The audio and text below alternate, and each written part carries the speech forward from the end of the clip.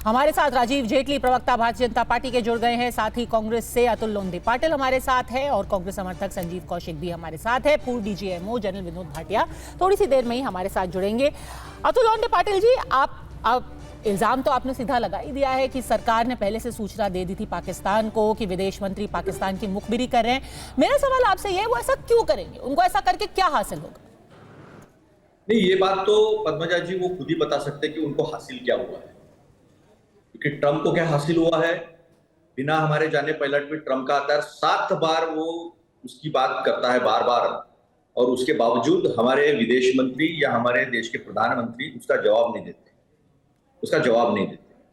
तो सवाल तो खड़े होंगे, क्योंकि देश के स्वाभिमान संपूर्णतः कॉम्प्रोमाइज हुआ है।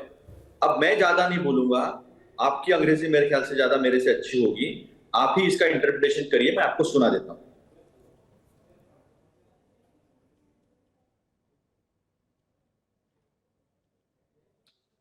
At terrorist infrastructure, the start of the operation, we have sent a message to Pakistan saying we are striking at terrorist infrastructure. We are not striking at the military. जैसे जयशंकर जी खुद बता रहे हैं कि हमने क्या है, उन्होंने कहा at the start of striking we have informed Pakistan that we are striking terrorist infrastructure, please you keep away, but they chose differently. क्या मीनिंग है इसका? ये बात बाद में हुई है, पहले हुई है बात नहीं, तो ये बात है। चलिए राजीव जेटली उसका जवाब दे देंगे, लेकिन मैं छोटा सा यहाँ पे मेरा पूरा नहीं हुआ, एक मिनट। अच्छा बताइए। ऐसा नहीं, प्लीज हम डिबेट कर रहे हैं। हमने पहले से कहा कि आखिरी तक जब जब देश पे कुछ संकट आया, नेशनल इश्यूज रहा है, कांग्रेस पूरी तरह सरकार के साथ खड़ी रही है, लेकिन ये जो गद्दारी हुई है, ये जो मुखबिरी हुई है, उस पर तो सवाल खड़े होंगे। पर उस पे जो आपने सवाल खड़े किए हैं, एक सेकंड में जिंदा है, अजहर मसूद जिंदा है, सैफुल्लाह जिंदा है, सैयद सलाउद्दीन जिंदा है। इन लोगों ने हमारे कई निरपराध लोगों को, निहत्थे लोगों को मारा है। क्या ये इंफॉर्मेशन की वजह से वो भाग गए वहां से? जिन 6 लोगों ने पहलगाम के निहत्थे लोगों को मारा है, वो अभी तक मिले नहीं है। अतुल जी, मेरे को ये बताइए, आपने सारे अपने कंक्लूजन निकाल लिए कि इस वजह से वो सारे लोग भाग गए। मैं फिर वही सवाल पूछूंगी, क्योंकि सारा आपने एनालिसिस कर दिया है कि सरकार ने मुखबिरी की, उसकी वजह से फला लोग बच गए, फला लोग भाग गए, फला लोग छुप गए। तो आप मुझे ये बताइए कि जो उनके 11 एयर बेसिस और सैटेलाइट सेंटर्स ध्वस्त हुए हैं, वो क्यों हो गए? पाकिस्तान की सरकार मूर्ख थी क्या कि अगर भारत ने उनको बता ही दिया था कि हम अटैक करने वाले हैं, तो वो अपने एयर बेसिस, अपने सारे सैनिक, वो तो खुद उन्होंने एक्नॉलेज किया है कि हमारे 11 लोग मारे गए हैं, जिनमें 5 पाकिस्तानी एयरफोर्स के अफसर शामिल हैं। तो या तो आप कह रहे हैं कि पाकिस्तानी सेना ने अपने अफसरों की बलि दे दी, या फिर वो बेहद निहायती मूर्ख है कि हमारे बताने के बावजूद उन्होंने अपने आतंकियों को भी छोड़ दिया, अपने हैंगर्स को भी छोड़ दिया, अपने प्लेन्स को भी छोड़ दिया और अपने अफसरों को भी छोड़ दिया। अभी मैं आपको करेक्ट कर दूं, थोड़ा सा आपको करेक्ट कर दूं। पहली बात तो ये है कि ये बात जब पहले स्ट्राइक हुआ उसकी बात है।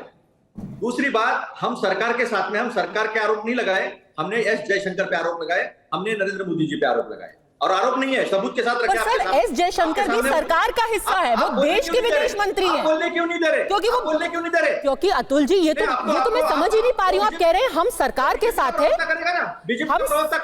हम सरकार के साथ है, हम एस जयशंकर के खिलाफ है।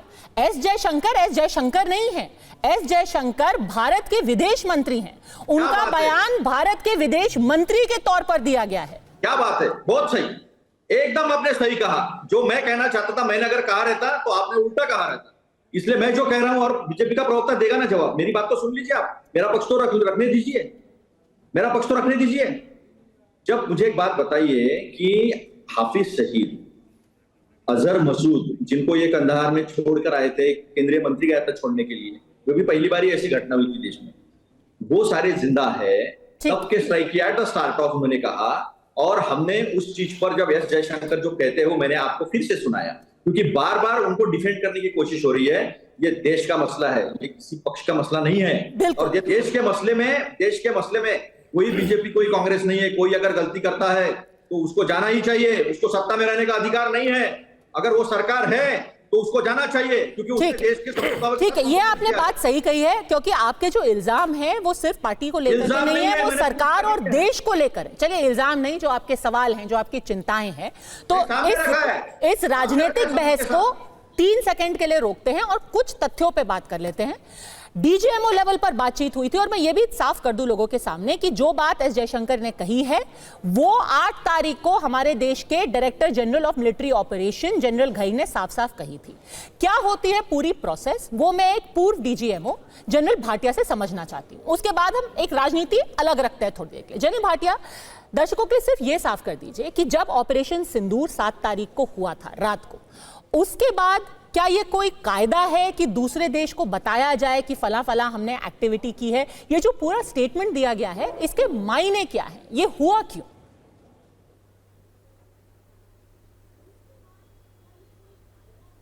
General Bhatia sir. Thank you. मैं इस राजनीतिक डिबेट में नहीं पढ़ना चाहता, लेकिन मैं मिलिट्री पॉइंट ऑफ व्यू दूंगा बिल्कुल साफ साफ। जो हमने 6-7 तारीख रात को किया, पहली बात तो वो बहुत ही सराहनीय है। मतलब वर्ल्ड ओवर जो है इसको लोग देखेंगे, समझेंगे और पढ़ेंगे। और हमारी फौज ने जो काम किया, आर्म फोर्सेस ने, वो अनपैरेलल्ड है मिलिट्री हिस्ट्री में। शॉर्ट, शार्प, स्विफ्ट, ये पहली बात है। दूसरी बात है, हमने पहलगांव के लिए प्यूनिटिव ऑपरेशंस करे, प्रिएम्प्टिव ऑपरेशंस करे। प्यूनिटिव इसलिए क्योंकि पहलगांव हुआ, प्रिएम्प्टिव इसलिए क्योंकि हमको जो टेररिस्ट कैंप्स हमने वो डिस्ट्रॉय किया, टारगेट चुने और बहुत अच्छे टारगेट चुने। कब, कैसे, कहां और कितना मारना है, ये हमारा डिसीजन था। और जब हमारा डिसीजन होता है, जरूरी बात है कि हम पहले नहीं बताएंगे दुश्मन के हम यहां मारने आ रहे हैं। That is not possible. और डीजीएमओ जनरल घई ने बिल्कुल साफ कह दिया था कि हमने मार के उनको बताया है, उसमें किसी को शक नहीं होना चाहिए कोई। और वो एस्केलेशन कंट्रोल होता है, एक एस्केलेशन लैडर जो होती है उसको कंट्रोल करना। हमने बड़ा रिस्पॉन्सिबल नेशन, बड़े अच्छे रीजन नेशन है, रिस्पॉन्सिबल बात करी कि हमने उनको मारा और तब बोला उनको हमने ये किया है। और उसके बाद जो हुआ है, पाकिस्तान ने हमारे मिलिट्री टारगेट्स को टारगेट किया है, मिलिट्री ऑब्जेक्टिव्स को। उसका जवाब हमने 10 तारीख रात को दिया है, जहां पर हमने 11 बेसिस जो हैं उनके एयर डिफेंस के वो निकाले हैं। इससे जो पाकिस्तान के ऊपर जो अम्ब्रेला थी एयर डिफेंस की, वो खत्म हो गई है। विच फोर्स पाकिस्तान, जिसको पाकिस्तान मजबूर होना पड़ा, हमारे डीजीएमओ कॉल करके 10 तारीख को 3 बजे करीब, पहले 1:15 बजे कॉल किया, फिर 3 बजे करीब कॉल किया, 3:30 बजे, कि हम अभी cessation of hostility, cease fire नहीं है, ये सेसेशन ऑफ हॉस्टिलिटीज है, जो हॉस्टिलिटी शुरू हुई थी। तो ये मैं साफ साफ बताना चाहूंगा, ये सीक्वेंस इवेंट्स जो मैंने बताया आपको, ये मैंने प्रेस कॉन्फ्रेंस से जो दी है, और मैं जो पूर्व मेरा एक्सपीरियंस है एज ए डीजीएमओ, मैं वो बताना चाहूंगा आपको कि बड़ा कैटेगोरिकल है। हम जो बताएंगे उनको उसके हिट करने के बाद बताएंगे। बिल्कुल, और यही क्लैरिफिकेशन बहुत जरूरी है, क्योंकि लोगों के दिमाग में भी अब थोड़ा सा कंफ्यूजन हो जाता है। सर ये बताइए, ये कम्युनिकेशन जरूरी क्यों है? अगर हमने उनको मार ही दिया है 7 तारीख को जा करके, तो फिर ये डीजीएमओ टू डीजीएमओ इंफॉर्मेशन देने की क्या जरूरत पड़ती है? क्या ये कोई मिलिट्री प्रोटोकॉल होता है? क्या ये कोई कानून होता है? ऐसा क्यों किया जाता है?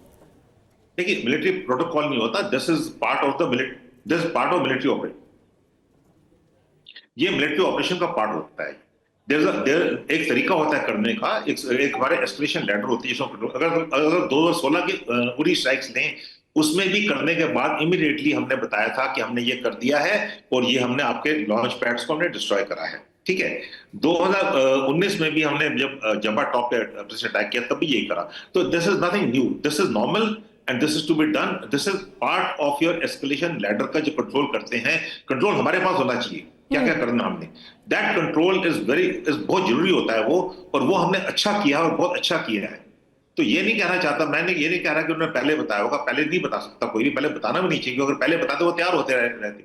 हमने हिट करने के बाद बताया है, and that is a good protocol.